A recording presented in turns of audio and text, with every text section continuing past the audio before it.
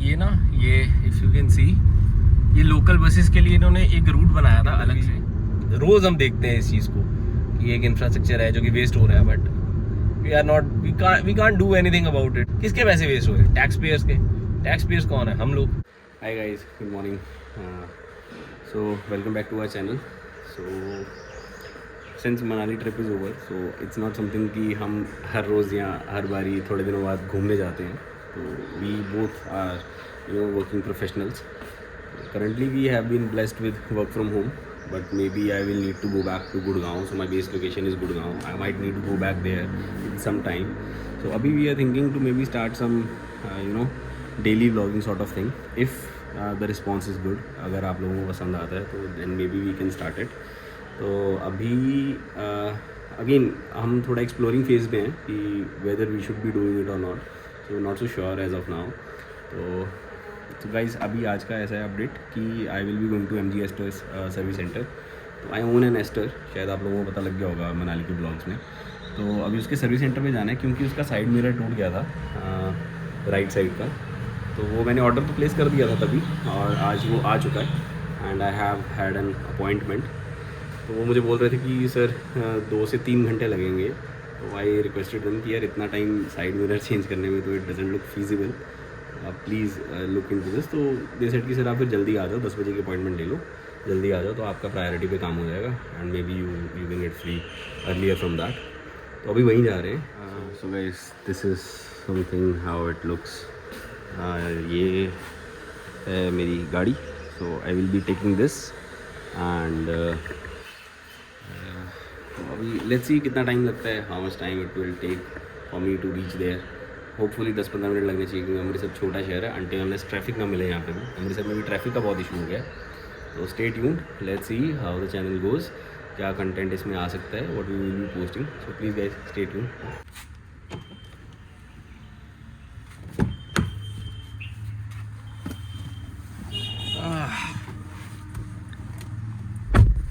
तो इस गाड़ी अभी बहुत गंदी हो रखी है. ये आई सी अगर वहाँ पे थोड़ा मैं साफ़ भी करवा पाऊँगा if I have that much of time. So side mirror ना आई थिंक कोई खड़े में ही मार गया था गाड़ी में. तो आई जस्ट सॉ इट यार, ये टूटा पड़ा था उस दिन. फिर मैंने उसका वो लटक गया था उसका कवर सा, तो वो मैंने खुद ही रिमूव कर दिया था. तो आई प्लेस दी ऑर्डर. अब किसी से वहाँ पे लड़ तो सकते नहीं थे, ना बहस कर सकते थे. So I chose my peace and I thought कि चलो नुकसान हो गया, व्हाट कैन वी डू. होता रहता है थोड़ा बहुत नुकसान. तो लेट्स सी. सो गाइस कुछ लोगों के कमेंट्स भी आ रहे थे कि what's my occupation, what basically I do. So I am a management consultant.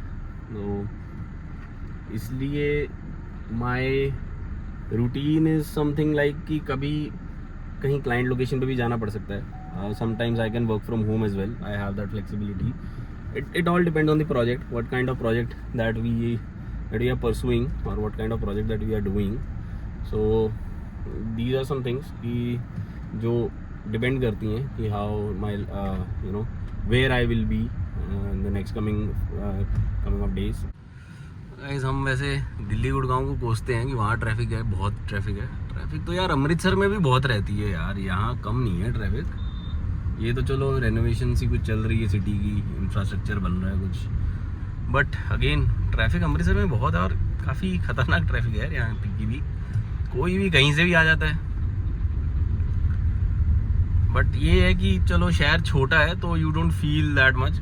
जितना फ्रस्ट्रेशन आपको दिल्ली और गुड़गांव में होगा उतनी फ्रस्ट्रेशन नहीं होती. बट यहाँ भी ट्रैफिक का scene is very awful.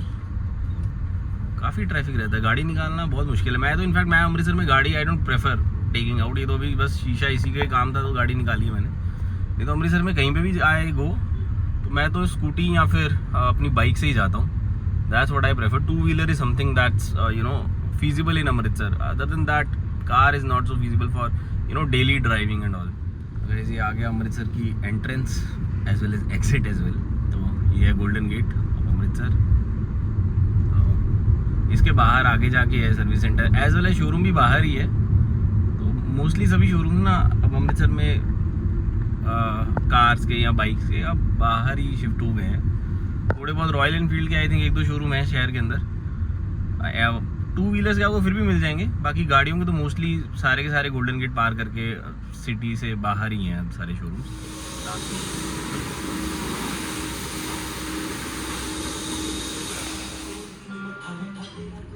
Hey guys, तो अपडेट इसकी गाड़ी का शीशा डल गया है और I just left from the service centre. तो it took me around I think 1.5 hour, वैसे ऑलमोस्ट 1.5 आवर करवाते 10:25 पे मैं वहाँ पहुँचा था। एंड वो अब इंडियन सर्विस सेंटर्स तो फिर थोड़े ऐसे ही रहते हैं कि सर हमारे पास अपॉइंटमेंट नहीं है, अपॉइंटमेंट का आपका नंबर नहीं है, ये वो। Then I had to talk to them कि यार मेरे पास अपॉइंटमेंट है, I got the message from you कि आई हैव द अपॉइंटमेंट। तो वही करते करते आधा घंटा तो वेस्ट होता ही है स्टार्टिंग का। गाड़ी लेते ही नहीं है, जल्दी काम शुरू करते ही नहीं है। देन उसके बाद they started working on it. तो काम तो ज़्यादा था नहीं, एक शीशा ही बदलना था, साइड मिरर ही बदलना था।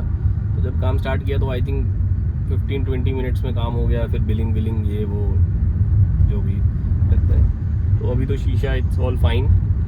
तो वैसे ये ना, ये इफ़ यू कैन सी, ये लोकल बसेस के लिए इन्होंने एक रूट बनाया था अलग से। तो उस टाइम पे भी काफ़ी कंस्ट्रक्शन एंड ऑल चली थी अमृतसर में।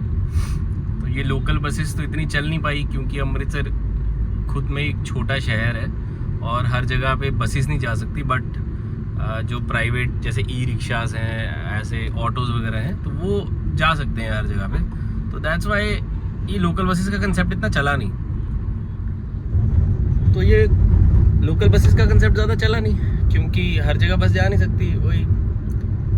तो क्योंकि ये कंसेप्ट नहीं चला तो अब ये जो इन्होंने अलग से रूट बनाया था वो पब्लिक के लिए ओपन हो गया। पहले वहाँ पे आप अपनी प्राइवेट व्हीकल्स नहीं लेके जा सकते थे, गाड़ियाँ नहीं लेके जा सकते थे। अब वहाँ पे सिर्फ लोकल बसेस चलेंगी।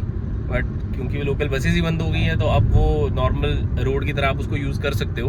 और स्टार्टिंग में जो आपको मैंने दिखाया था गोल्डन टेम्पल के पास कंस्ट्रक्शन चल रही है, वो कंस्ट्रक्शन बेसिकली इसी को तोड़ के एक दोबारा नॉर्मल आई थिंक वहाँ पे फ्लाईओवर बन रहा है अब। तो अब आई फील अब ये इतना इंफ्रास्ट्रक्चर यहाँ पे बना और ये वेस्ट हो रहा है, उस टाइम पे भी इतना खर्चा हुआ इसका, अब इसको तोड़ के दोबारा सड़क बनाई जा रही है। आई थिंक किसी ना किसी को तो यार अकाउंटेबिलिटी किसी चीज़ की देनी चाहिए गवर्नमेंट की तरफ से भी। अभी जैसे हालांकि एक न्यूज़ भी आई थी कि 50 IAS ऑफिसर्स ने 1 साल पहले कोई जगह खरीदी एक जगह पे। देन उसके ऊपर ही उन्होंने आई थिंक 3200 करोड़ का या इतना इसके आसपास की रकम का एक बाईपास उन्होंने पास कर दिया कि यहाँ से हाईवे निकलेगा। तो उनका 1 साल के अंदर ही उनकी जो ज़मीनें उन्होंने खरीदी थी उसकी प्राइजेस 11 टाइम्स हो गए।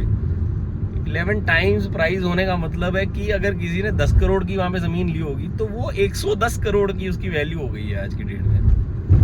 तो ये करप्शन जो इतनी शरेआम लीगली हो रही है, I think there should be some accountability इसका भी। ये तो बेवकूफ़ बनाया जा रहा है सबको शरेआम कि कुछ कर नहीं सकते और हमने आपका बेवकूफ़ बना दिया। आई डोंट नो हाउ कि IAS ऑफिसर्स वगैरह इतना अफोर्ड कैसे कर सकते हैं, क्योंकि अगर देखा जाए सैलरीज तो इतनी नहीं होती। मैक्सिमम सैलरी कैप तो आई थिंक 3-4 लाख पे चले जाता है पर मंथ गवर्नमेंट का, और वो भी सेक्रेटरी लेवल वगैरह पे जो डिप्लोमेट्स होते हैं आई थिंक उनकी सैलरी इतनी होती होगी। बट नॉर्मल IAS ऑफिसर्स की सैलरी 1.5 लाख 2 लाख होंगी। आई एम नॉट सेइंग कि सारे IAS officers are like that, of course I am not saying that. UPSC is one of the hardest examination to crack in the world. तो काफ़ी hard work करके ही कोई IAS IPS बनता है। But अब बन गए हो तो इसका मतलब ये तो नहीं है कि आप ऐसे प्रोजेक्ट पास कर लोगे अपनी ज़मीनों पे ही, या ज़मीन खरीद लोगे जहाँ पे प्रोजेक्ट ऑलरेडी पास होना ही है। तो दैट्स बेसिकली इनसाइडर ट्रेडिंग जो कि बैन होती है। इंडिया में भी बैन ही है, US वगैरह में तो काफ़ी स्ट्रिक्ट एक्शंस होते हैं इस चीज़ पे, बट इंडिया में शायद इतना स्ट्रिक्ट है नहीं। तो ये अभी बस वही मैं देख रहा था कि लोकल बसेस का हमारा अमृतसर के अंदर भी रोज़ हम देखते हैं इस चीज़ को कि एक इंफ्रास्ट्रक्चर है जो कि वेस्ट हो रहा है। But we can't do anything about it. अब हो गया वेस्ट हो गए पैसे, मनी। अब किसके पैसे वेस्ट हो गए? टैक्स पेयर्स के। टैक्स पेयर्स कौन है? हम लोग। तो पैसे तो हमारे बर्बाद हुए। अब हम देखते हैं रोज़ यहाँ पे ये बस स्टॉप्स वगैरह जो कि टूट रहे हैं, गिर रहे हैं, खाली पड़े हैं। दुख होना चाहिए, जो कि हमें शायद होता नहीं है, हम ध्यान नहीं देते, पर हमें होना चाहिए कि यार पैसे तो हमारे लग रहे हैं आगे। Guys, since you guys know कि हम अभी मनाली से आए हैं, तो वी वर थोड़ा सा सैड कि इतना अच्छा मौसम छोड़ के आ गए हम। तो but still Amritsar is also giving that Manali vibe. Just have a look at it.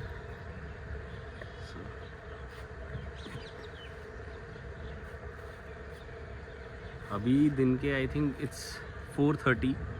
इस टाइम तो पूरी कड़क धूप होती है, बट यहाँ अच्छा खासा अंधेरा हो रखा है अमृतसर में। बारिश होने वाली है। I hope so.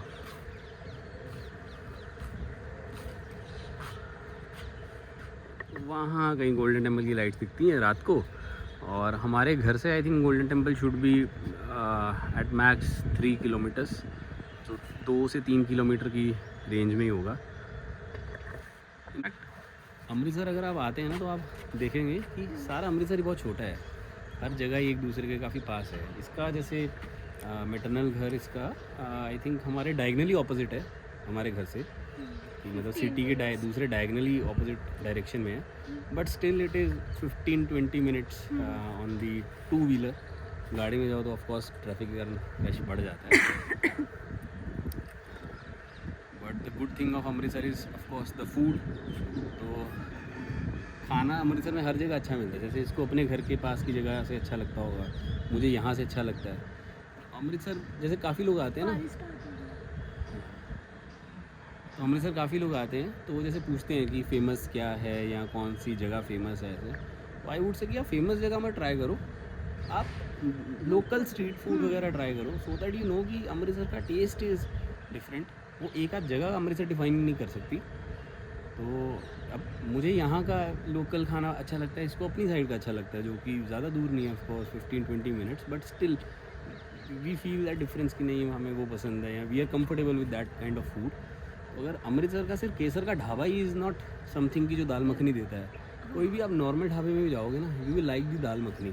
अगर आपको वहाँ की पसंद आ रही है, तो अमृतसर का taste is something different. So try छोटी छोटी जगह से भी खाना खाना ट्राई करना। वी विल ट्राई समथिंग कि अगर हम कुछ कहीं जाते हैं तो we will show you in some time. अभी तो may be we will have to move to Gurgaon back, तो let's see how the thing goes.